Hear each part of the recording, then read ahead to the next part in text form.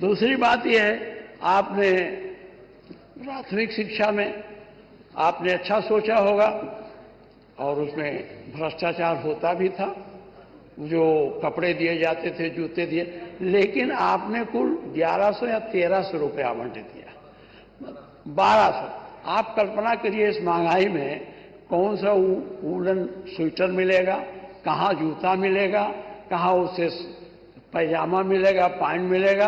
1200 रुपये संभव नहीं है। माननीय हम धन्यवाद देते हैं माननीय अखिलेश जी को, उन्होंने इस योजना में पहले 300 रुपया गार्जियन को मिल जाता था, उन्होंने इसे बदल कर कहा नहीं हम खरीद के देंगे। आपने इसको किया, हम ये नहीं कहते आपने पैसा दिया। अब होता क्या, गार्जियन ले जाता खाद खरीद लेता और लड़के का सिलाई नहीं पाता, वो पा जाता। गरीब बच्चे तो प्राइमरी स्कूल में पढ़ते हैं, जो संपन्न परिवार के लोग हो तो कॉन्वेंट है, तमाम प्रकार के स्कूल हैं, गरीब बच्चे उसमें जाते हैं। गरीब माँ बाप के खाते में जब रुपया जाता है तो वो उसको हम तमाम बच्चों से पूछते हैं तुम्हें कपड़ा मिला, क्या दादा कहें कि अभी रुपया नहीं है, खाद ले आए, खेत में काम है, बाद में देंगे। तो ये समस्या, तो जो आपका उद्देश्य है उन्हें देने का छोटे बच्चों का, वो उतना सफल नहीं है, निष्फल हो रहा है। कि मैं आपसे आग्रह करूंगा, हमें नहीं कहते आप कपड़ा बना कर दीजिए कि जूता खरीद के दीजिए, इससे मेरा मतलब नहीं है, लेकिन मेरा मतलब यह है कि आप इन बच्चों के लिए कुछ धनराशि बढ़ाइए, उतने में नहीं होने वाला है। इसलिए मैं आपसे आग्रह करता हूं कि मैं जाता हूं गांव में आया हूं, आप तो मुझे जानते हैं, मैं आपके पड़ोस का हूं।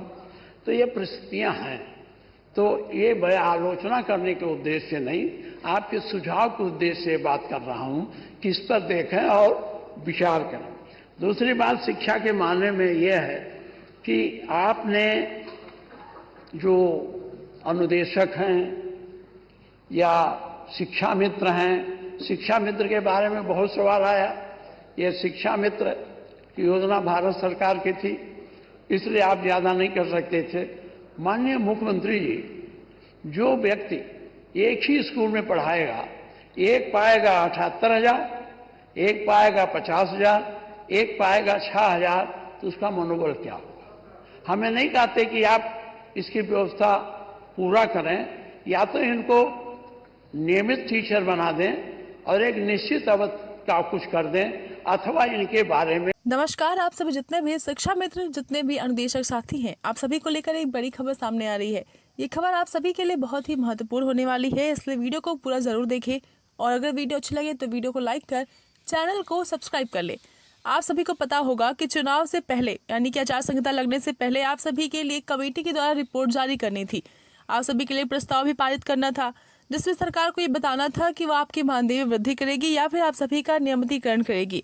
फिलहाल उसके बाद आचार संहिता लग गई, लेकिन इसके बाद उम्मीद थी कि आचार संहिता की खत्म होते ही आप सभी के लिए सरकार के द्वारा कुछ न कुछ अच्छा काम किया जाएगा।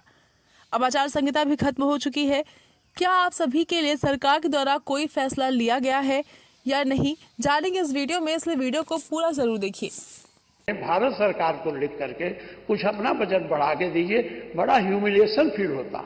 एक आदमी वही पढ़ाता 78,000, 50,000, एक आदमी वही पढ़ाता 6,000। आप कल्पना कर लीजिए उसके कष्ट को। अब आप यही हम लोग हैं, एक एमएलए पावे 5 लाख, हम पावे 50,000, तो कितना पीड़ा होगी। इसलिए उसके पीड़ा का एहसास, आप संजीदा हैं, उसके पीड़े का एहसास आप करेंगे और इस पर कुछ सोचेंगे। ये आपने चयन आयोग बनाया, मैं चयन आयोग पहले से बना था, अब की बार तो कुछ भर्ती हुई है। जो मास्टर रिटायर होते हैं, अभी बहुत से पद खाली नहीं भरे जा सके। माध्यमिक शिक्षा में हमारे मंत्री जी शिक्षा तो नहीं, तो कभी मानते ही नहीं कि प्राइमरी शिक्षा में टीचर नहीं है। एक स्कूल में एक टीचर पढ़ाता, मैंने बीएसए से, मेरे खुद गांव में कोई टीचर नहीं था, शिक्षा मित्र पढ़ा रहा था, तो मैंने बीएसए से कहा साहब एक टीचर दे दो, तो उन्होंने कहा मेरे पास टीचर है ही नहीं। और ये हम जब यहाँ बात करते हैं तो हमारे मंत्री जी कहते हैं कि हम तो, हमारे पास आंगनबाड़ी से लेके और अनुदेशक लेके हमारे यहाँ जगह इतना भरा है कि हमारे यहाँ जगह नहीं।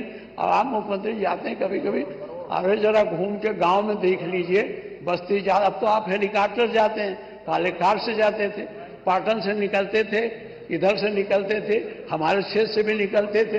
तो कम से कम इन लोगों को देख लीजिए हैं कि नहीं है, गणना न देखिए इसको। अच्छा, एक चीज है, बहुत होशियार टीचर हैं जो बीएसए से मिलकर एक स्कूल में 15 लड़के की जगह 5 टीचर बैठे हैं।